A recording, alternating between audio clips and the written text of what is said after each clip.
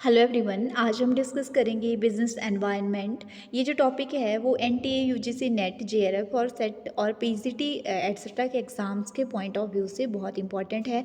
साथ ही साथ बात करें तो ये पर्टिकुलर हमारी जो वीडियो है ये हमारे जितने भी कॉमर्स के स्टूडेंट्स होते हैं और मैनेजमेंट के स्टूडेंट्स होते हैं उनके पॉइंट ऑफ व्यू से भी बहुत इंपॉर्टेंट है। बिकॉज जैसे कि हमारा बीबीए का एक सब्जेक्ट होता है बिजनेस एनवायरनमेंट, जो कि बीकॉम में भी यूज़ होता है।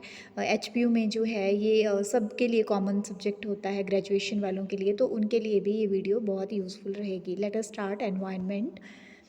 What is environment? एनवायरनमेंट की जब हम बात करते हैं तो ये फ्रेंच वर्ड एनवायरन से लिया गया है, which means everything that around us. तो सिंपली बोलने अगर हम तो environment means surrounding of be people. उसके बाद बात करते हैं what is natural environment. Natural environment, so natural environment जो हमारी अर्थ पे नेचुरली जितनी भी थिंग्स अवेलेबल हैं उन सब के टोटल को जो है नेचुरल एनवायरनमेंट कहा जाता है। जैसे कि यहाँ बोला गया है, wildness is called natural environment to the organism. और सिंपली अगर मैं बोलूँ, हमारे वातावरण में जितने भी धरती है, रॉक्स है, एयर हैं, ट्रीज़ हैं, ये सारे जो है नेचुरल एनवायरनमेंट में आते हैं। जैसे कि ये फ्लावर्स आप देख सकते हो, सो ये भी क्या है, नेचर का ही एक पार्ट है। बात करते हैं वाई वी नीड एनवायरनमेंट। हमें एनवायरनमेंट की ज़रूरत क्यों है? हमें एनवायरनमेंट की ज़रूरत सर्वाइवल के लिए है, ताकि हम हमारी जितनी भी लिविंग थिंग्स हैं, जितने भी लिविंग पीपल हैं या एनिमल्स हैं, उन सब को जो है एक अच्छा माहौल मिल सके अपनी लिविंग के लिए। उसके बाद बात करते हैं, जैसे कि ह्यूमन बीइंग की हम बात करें तो एनवायरनमेंट हमें क्यों चाहिए? ताकि हम अपनी ज़िंदगी आराम से जी सकें, और ज़िंदगी जीने के लिए हमें जो है हवा, पानी, सांस, ठीक है, एट्सेट्रा की ज़रूरत पड़ती है। तो ये सारी चीज़ें हमें कहाँ से मिलती है? नेचुरल एनवायरनमेंट से। बात करते हैं टाइप्स ऑफ एनवायरनमेंट की। जो एनवायरनमेंट है वो दो टाइप का होता है बेसिकली, नेचुरल एनवायरनमेंट और man made environment. Natural environment, it means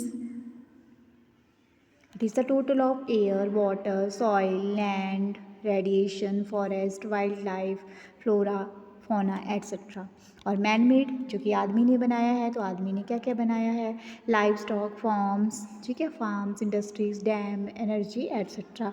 ठीक है। उसके बाद बात करते हैं नेक्स्ट की कंपोनेंट्स ऑफ एनवायरनमेंट। एनवायरनमेंट के कंपोनेंट्स हैं abiotic, biotic, biophysical, energy component. सबसे पहले बात करते हैं अबायोटिक की।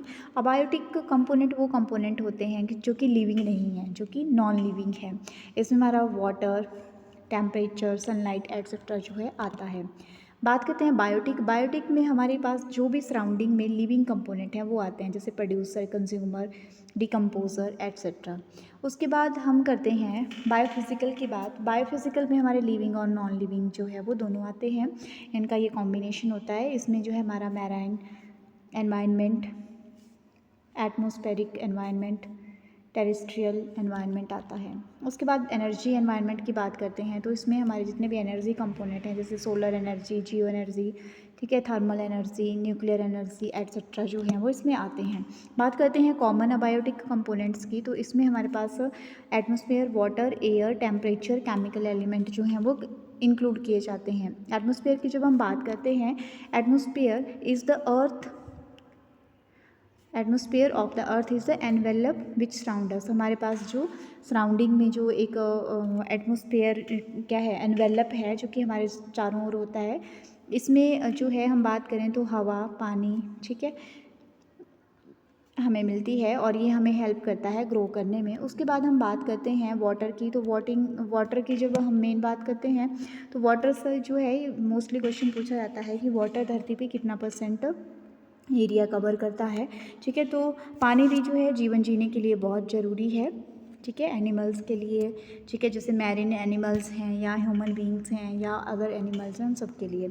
एयर और विंड की बात करें तो सांस लेने के लिए तो हवा चाहिए जितनी भी लिविंग थिंग्स हैं, तो इसमें जो है हम एयर की बात करते हैं। विंड जो है हमारे टेम्परेचर को, ह्यूमिडिटी को भी मेंटेन करती है। टेम्परेचर एंड सनलाइट की बात करें तो ये ह्यूमन बींग्स और इकोसिस्टम को चलाने के लिए बहुत ज़रूरी है। और साथ ही साथ हम बात करें तो ये हमारी जो पर्टिकुलर एनवायरनमेंट होता है उसमें रोशनी भी हमें प्रोवाइड करवाता है। केमिकल एलिमेंट की बात करें तो केमिकल एलिमेंट में हम देखते हैं कि हमारे जितने भी कंपोजिशंस होते हैं वो जो एसिड होते हैं उनके लेवल एटसेट्रा से जो है हमारी पर्टिकुलर कंपोजिशंस होती हैं, तो ये भी हमारे एनवायरनमेंट में चीज़ों को डिकम्पोज करने के लिए बहुत ज़रूरी है। कॉमन बायोटिक कंपोनेंट्स की बात करें तो ये हमने पहले ही पढ़ा है, प्रोड्यूसर, कंज्यूमर और डिकम्पोजर। प्रोड्यूसर जो एनर्जी प्रोड्यूस करते हैं, ठीक है, लाइट, वाटर, जैसे कि प्लांट्स हो गए, देखिए। उसके बाद डिकम्पोज़र की बात करें तो डिकम्पोज़र क्या करते हैं, ब्रेक करते हैं हमारे chemical from producer to consumer, जैसे कि माइक्रो ऑर्गेनिज्म, फंगस हो गया, बैक्टीरिया हो गया, एट्सेट्रा। उसके बाद टेरेस्ट्रियल एनवायरनमेंट की बात करें तो ये बेसिकली हमारी जो है वो ज़मीन, ठीक है, अपोज टू द सी और एयर से रिलेटेड है। इसमें हमारा human, animal, plants, crops etcetera सभी को इंक्लूड किया जाता है। मैराइन एनवायरनमेंट की बात करें तो हमने पहले ही बोल दिया है कि saline water present on the earth covers approximately 72% of planet surface, ठीक है, और हमारा वाटर का 97% ओशियंस में रहता है वाटर का हिस्सा, ठीक है। तो इसमें हम जो है हमारे जितने भी जलीय जीव होते हैं उनको हम इंक्लूड करते हैं। उसके बाद हम बात करते हैं फैक्टर्स की, जो फैक्टर पर्टिकुलर हमारे एनवायरनमेंट के चेंज के लिए रिस्पॉन्सिबल हैं। तो इसमें जो है डिफॉरेस्टेशन, पेड़ों का कटान हो गया, जेंटल एनिमल को किल करना हो गया, उसके बाद इंडस्ट्रियल जो हम सेटअप लगा रहे हैं वो इसमें उसके बाद इसमें जो है हमारा large number of episodes having affected environment, the most environment is London smog, ठीक है, ये हो गया। उसके बाद न्यूक्लियर, जैसे हमारे जितने भी हादसे हो रहे हैं, नागासाकी का हादसा होगा, भोपाल ट्रेजेडी होगी, ये इसमें आता है। इसकी वजह से एनवायरनमेंट इफेक्ट हो रहा है। Effect of insecticides of on environment, इसका क्या जो है पर्टिकुलर इफेक्ट रहता है। तो इसमें क्या है कि हमारी डेवलपमेंट में जो है हमें रेसिस्टेंस हो जाती है, ठीक है, डेवलपमेंट रुक जाती है, वर्कर हमारे इफेक्ट होते हैं, पूरा सिस्टम हमारा जो है इफेक्ट हो जाता है। फंगिसाइड के इफेक्ट की अगर हम बात करें तो इससे हमारी जो सॉइल है उसकी जो उपजाऊ क्षमता होती है वो कम हो जाती है, ठीक है, और साथ ही साथ इससे जो है हमारा जो वीट वगैरह है उसकी जो है हमें अफेक्ट होता है, जितना भी अनाज होता है। जो हमारी हर्ब्स हैं उनके ऊपर क्या फ़र्क पड़ता है, तो उसमें क्या है, फंगल बीमारियाँ एट्सेट्रा बड़ी चीज़ें जो है वो लग जाती हैं। The earth is getting warmer, जो ज़मीन है वो गर्म हो रही है। हाँ, ये बिल्कुल सही बात है कि जो हमारा टेम्परेचर है वो बढ़ता जा रहा है। इससे क्या होगा कि हमें आने वाले टाइम में एक बहुत बड़ा, हाँ, जो है वो ऐसी रिस्क जो है देखने को मिल सकता है जिसमें हम जो है वो जलमग्न भी हो सकते हैं, धरती जलमग्न हो सकती है। Sea level are rising, sea level बढ़ रहा है, क्यों? क्योंकि जो हमारे ग्लेशियर हैं वो गर्म, जब हमारे यहाँ पे गर्मी बढ़ रही है तो पिघल रहे हैं, ऑब्वियसली सी लेवल जो है वो बढ़ेगा ही बढ़ेगा। ओशन इज़ एसिडिफाइंग, बिल्कुल सही बात है, क्योंकि जो हमारे कार्बन डाइऑक्साइड हैं, ठीक है, जो ह्यूमन एक्टिविटी से रिलीज़ हो रहे हैं पानी में, वो जो है हमारे जितने भी पर्टिकुलर पानी है उसको प्रदूषित कर रहे हैं, और अदर जो हमारे पर्टिकुलर एक जीव्स होते हैं उनको जो है ख़त्म कर रहे हैं, जिससे जो है हमारा जो एनवायरनमेंट की क्वालिटी है वो डिक्रीज़ हो रही है, जिसका इम्पैक्ट जो है वो बहुत हमें बुरा देखने को मिल सकता है। So thank you friends.